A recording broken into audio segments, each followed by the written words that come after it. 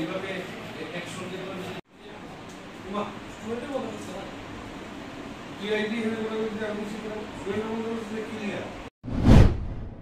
বিদ্যার্থী পরিষদ নগর শাখার অন্তর্গত যে কলেজ শাখা আছে, আমরা দেখছি বিগত দিন কলেজের যে নানান সমস্যা, জলের প্রবলেম, বিশুদ্ধ পানীয় জল নাই। প্রিন্সিপাল স্যারের কাছে কন্টিনিউ মেমোরেন্ডাম দেওয়ার পরও স্যার এটা সলভ করছে না। তারপর যে আমরা ড্যামেজ বিল্ডিং আছে, বৃষ্টি পড়ার পর ড্যামেজ বিল্ডিং ভাঙ্গা পড়া হয়, তাতে যে কোনো টাইম ছাত্রছাত্রীরা আঘাত পাইতে পারে, মারা যেতে পারে। দ্বিতীয়ত, কন্টিনিউ কোনো ক্লাস করা হয় না। পাসের ক্লাস কোন, অনার্সের ক্লাস কোনো ক্লাসও না। সংস্কৃত ডিপার্টমেন্টে টোটালি অক্ষণ খালি, ক্লাসই হইতেছে না, তারা যাইব কই। দ্বিতীয়ত, আমাদের যে পলিটিক্যাল ডিপার্টমেন্টের স্যার সুজিত শর্মা, উনি কী করতেছে, 6 সেমিস্টারের প্রজেক্ট হয় 80 মার্কের, ওই প্রজেক্টের বিনিময়ে টপিকটা দেওয়ার লিগে স্যার 1600 টাকা চার্জ করতেছে।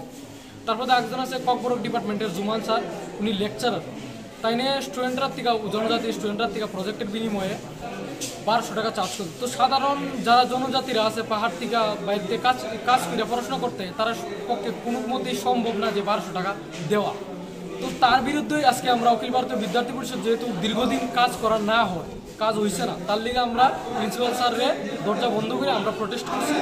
তারপর প্রিন্সিপাল স্যারের কাছে যাওয়ার পরে প্রিন্সিপাল স্যারের আমার কাছে আশ্বাস দিছে যে তার বিরুদ্ধে আমরা বিচার পাবো এবং ছাত্রছাত্রীদের যে অসুবিধার লিগা সুবিধার করার প্রতিটা বিষয় স্যারে দেখবো, এই আশ্বাস দিছে।